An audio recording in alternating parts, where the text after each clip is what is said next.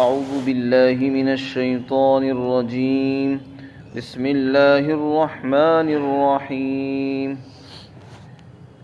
بل قلوبهم في غمرة من هذا ولهم أعمال من دون ذلك هم لها عاملون حتى إذا أخذنا مترفيهم بالعذاب إذا هم يجأرون لا تجأروا اليوم إنكم منا لا تنصرون قد كانت آياتي تتلى عليكم فكنتم على أعقابكم تنكصون مستكبرين به سامرا تهجرون أفلم يدبروا القول أم جاءهم ما لم يأت آباءهم الأولين أم لم يعرفوا رسولهم فهم له منكرون أم يقولون به جنة بل جاءهم بالحق وأكثرهم للحق كارهون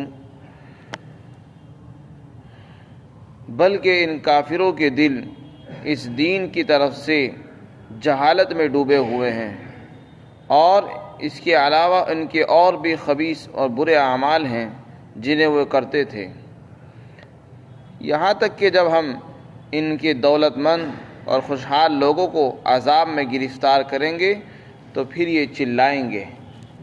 ان سے کہا جائے گا آج مت چلاؤ، کیونکہ آج ہماری طرف سے تمہاری کوئی مدد نہیں کی جائے گی،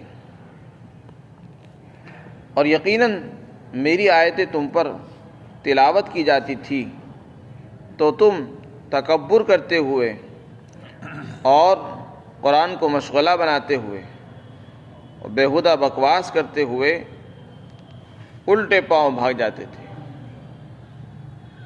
کیا انہوں نے قرآن کے بارے میں غور نہیں کیا، یا ان کے پاس وہ چیز آ پہنچی جو ان سے پہلے ان کے باپ داداؤں کے پاس نہیں آئی، یا انہوں نے اپنے رسول کو پہچانا نہیں جس کی بنیاد پر یہ اس کا انکار کر رہے ہیں، یا یہ اپنے رسول کو یہ کہتے ہیں کہ ان کو جنون ہو چکا ہے اور دیوانگی ہو گئی ہے۔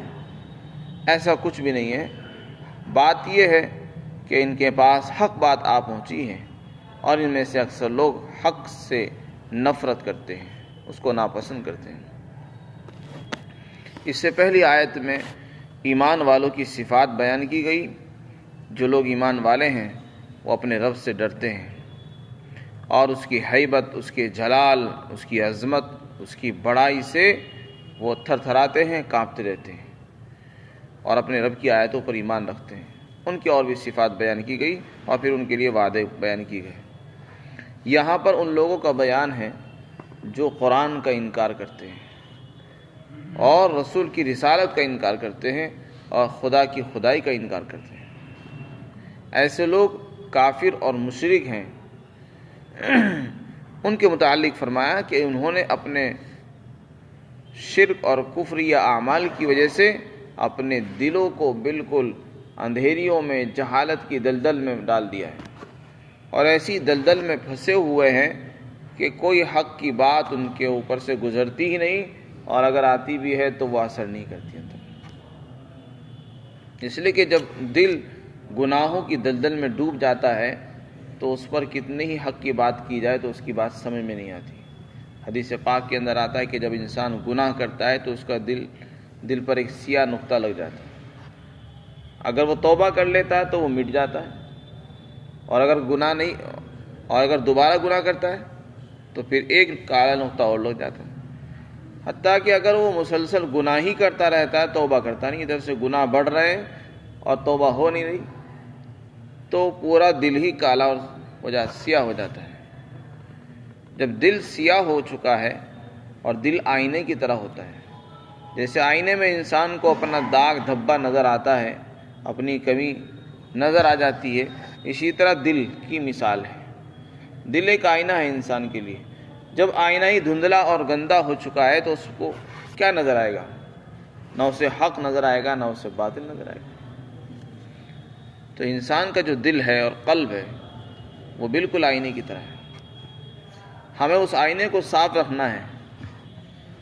آج ہمارے دل اندھے ہو چکے ہیں اور گندے ہو چکے ہیں اور گناہوں کی دلدل میں ڈوب رہے ہیں، اس لیے حق بات اگر کسی کو بتائی جاتی ہے تو اس کی سمجھ میں نہیں آتی، حق کا انکار کرتے ہیں۔ جو کافر ہیں وہ تو کرتے ہی ہیں، جو اپنے آپ کو مسلمان کہتے ہیں ان کی بھی سمجھ میں نہیں آتی حق باتیں بہت سی، کیونکہ گناہ کر کر کے ہم نے اپنے دلوں کے آئینے کو دھندلا بنا دیا ہے، جس سے ان کو داغ دھبا بھی نظر نہیں آ رہا ہے۔ تو یہی حال مشرکین کا تھا، ان کے متعلق قرآن نے فرمایا کہ وہ اب اندھیریوں میں، جہالتوں میں ایسے ڈوبے ہوئے ہیں کہ ان کو کچھ سمجھ میں نہیں آتا، ان سے نکلنا بھی نہیں چاہتے ہیں۔ اور صرف یہی جہالت نہیں ہے، اس کے علاوہ ان کے اور بہت سارے اعمال ہیں، بہت سی خبیث اور گندے کام کرتے ہیں۔ کفار کا صرف یہی ایک عمل نہیں ہے کہ وہ شرک کرتے ہیں اور کفر کرتے ہیں، نہیں، بلکہ اس کے علاوہ اور بھی برے کام کرتے ہیں، دھوکہ بھی دیتے ہیں، خیانت سے بھی کام لیتے ہیں، چوری بھی کرتے ہیں، اور دوسرے برائیاں بھی ان کے اندر جمع ہو جاتی ہیں۔ تو اس لیے آگے فرمایا جب ان کو اللہ کی آیتیں پڑھ کر سنائی جاتی ہیں، جب تو ان کے سمجھ میں آتی نہیں، اور جب ہم ان کو پکڑیں گے، ان کے جو مالدار اور خوشحال طبقے کے لوگ ہوں گے، جب ہم کو عذاب میں گرفتار کریں گے تو پھر یہ لوگ چلائیں گے۔ کون لوگ؟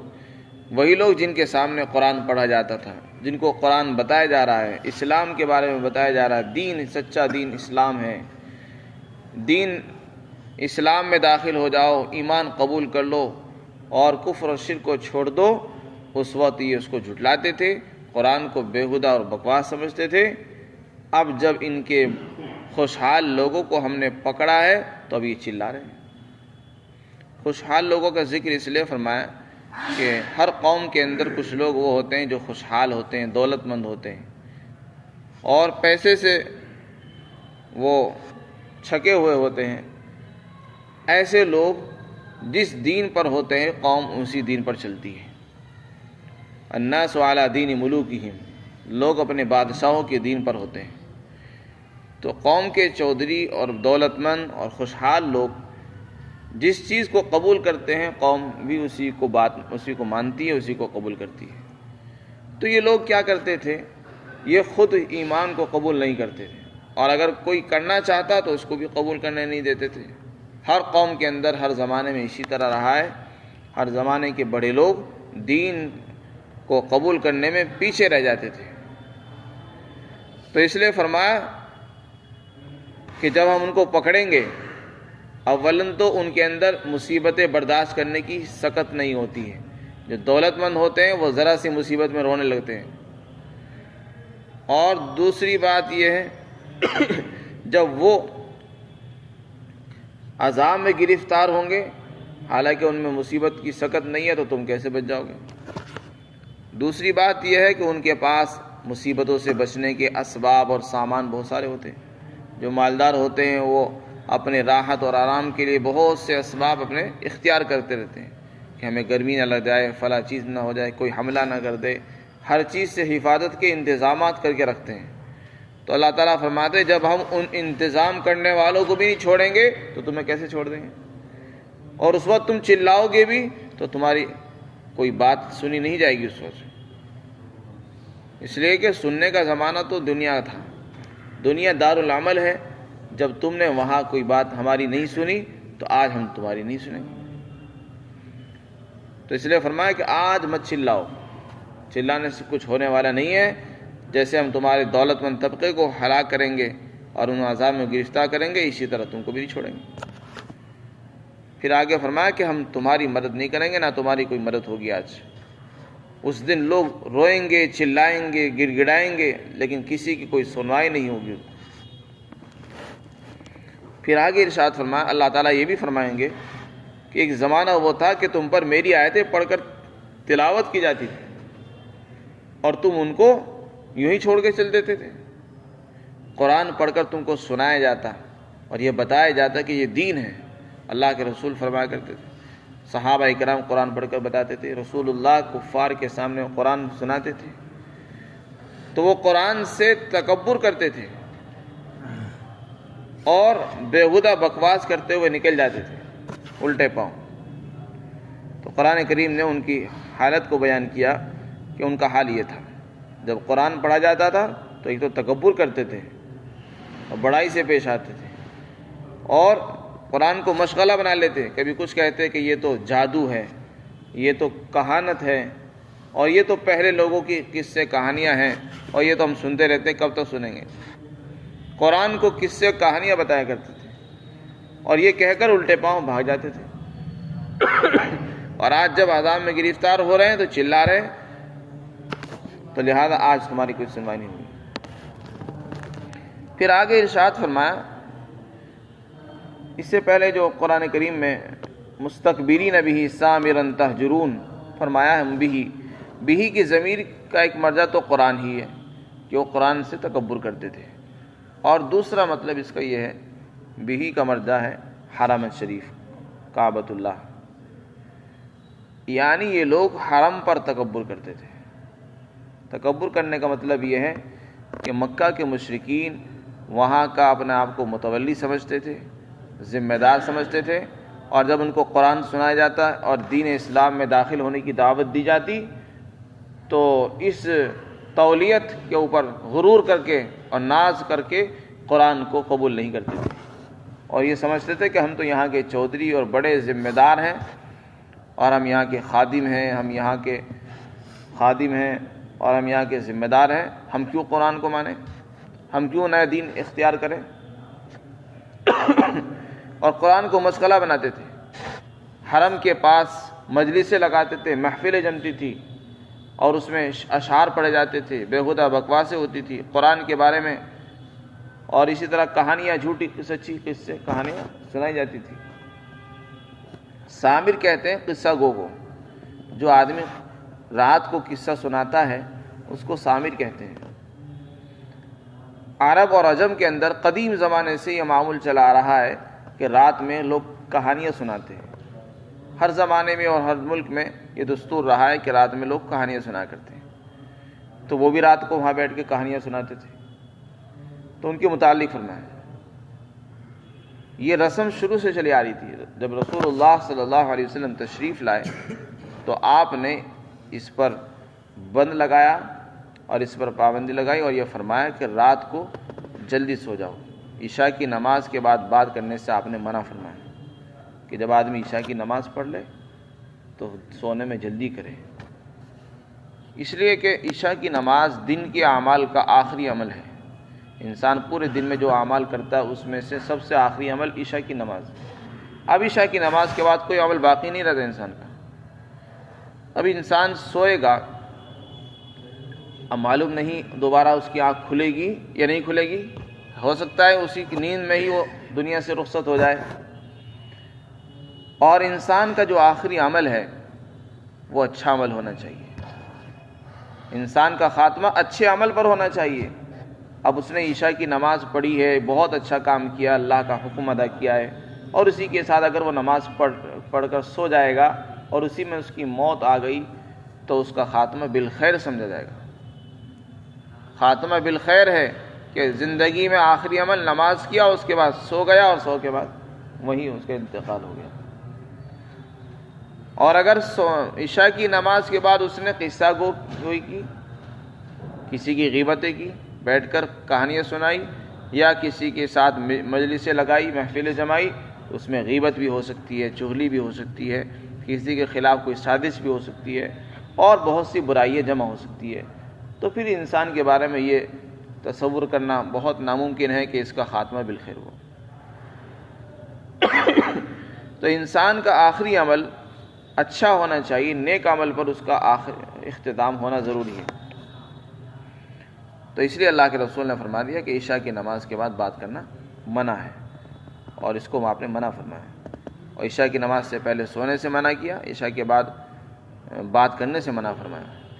تو عشاء کی بعد جلدی سو جانے سے ایک تو انسان کا جو خاتمہ ہوگا وہ اچھے عمل پر ہوگا، دوسرے فجر کی نماز کے لیے بھی اس کی آسانی ہو جائے گی۔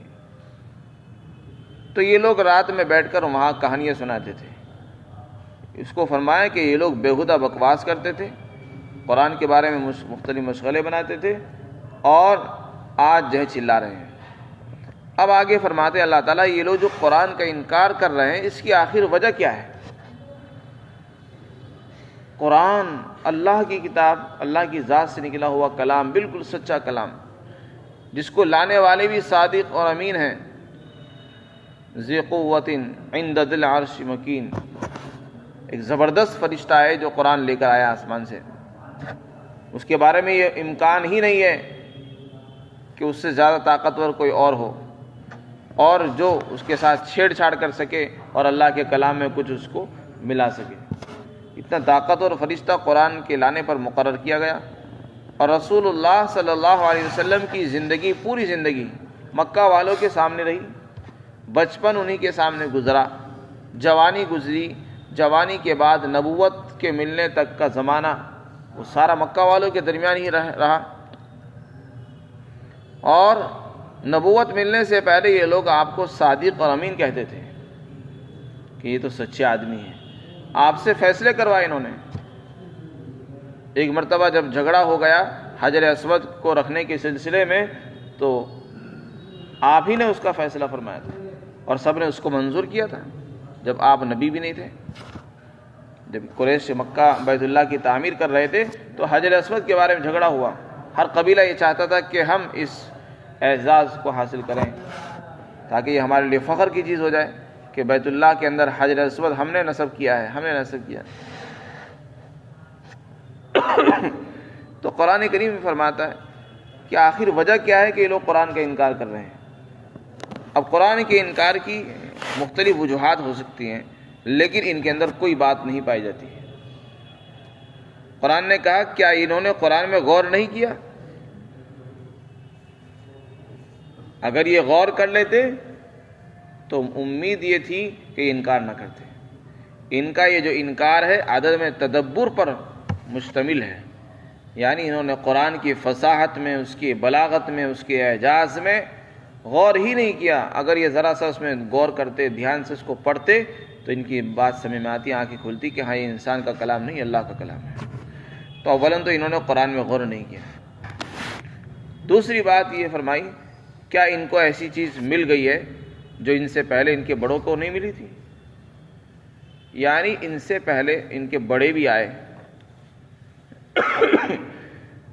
تو کیا یہ سوچتے ہیں کہ ان کے پاس کوئی ایسی سند، کوئی ایسی دلیل آ پہنچی ہے جس سے یہ ثابت ہو رہا ہو کہ یہ قرآن اللہ کا کلام نہیں، نعوذ باللہ، بلکہ کسی اور کا کلام ہے، تو ان سے پہلے کسی اور کو بھی نہیں آئی ہو؟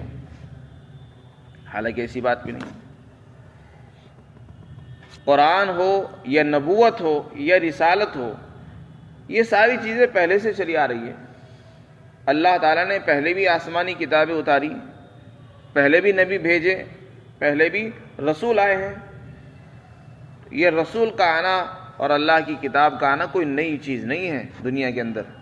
اگر کوئی نئی چیز اترتی ہے تو تھوڑی دیر کے لیے بات مانی جا سکتی ہے کہ ہاں یہ نئی چیز ہے اور آج تک ہم نے اس کو دیکھا نہیں، لہذا کوئی اگر انکار بھی کرتا ہے تو اس کی بات سمجھ میں آتی ہے۔ لیکن قرآن سے پہلے تو اور بھی کتابیں آ چکی ہیں، اور رسول اللہ سے پہلے اور رسول آ چکے ہیں، تو پھر کیا وجہ ہے کہ انکار کر رہے ہیں؟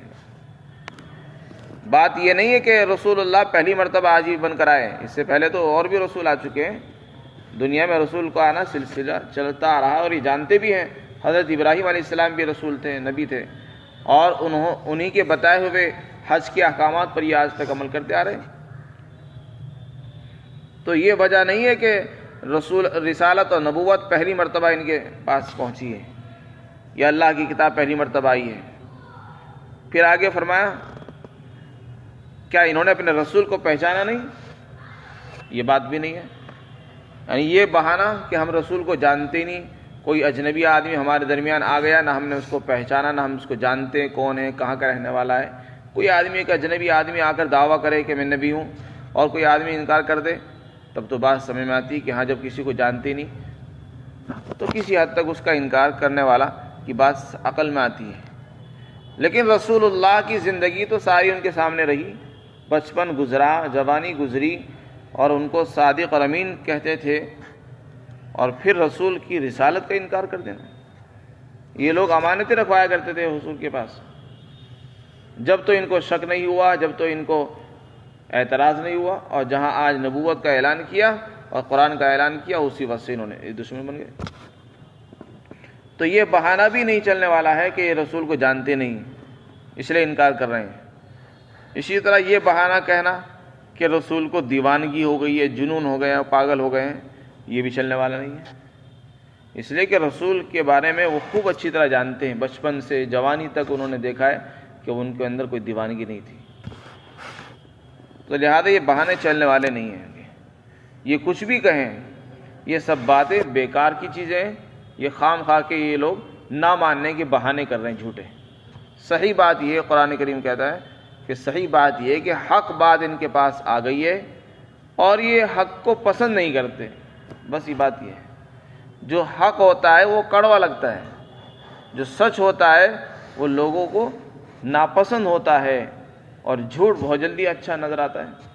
جھوٹ دیکھنے میں بڑا اچھا لگتا ہے، اس میں مزہ بھی آتا ہے اور اس کے اندر آسانی بھی ہوتی ہے، اور حق کے اندر انسان کی طبیعت پر بوجھ ہوتا ہے، اس لیے لوگ حق کو جلدی سے قبول نہیں کرتے ہیں۔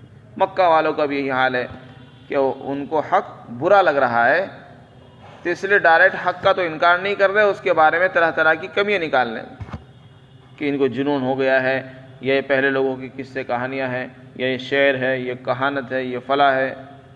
یہ ان لوگوں کا کام ہوتا ہے جن کو ماننا نہیں ہوتا ہے، تو ان لوگوں کا بھی یہ حال ہے۔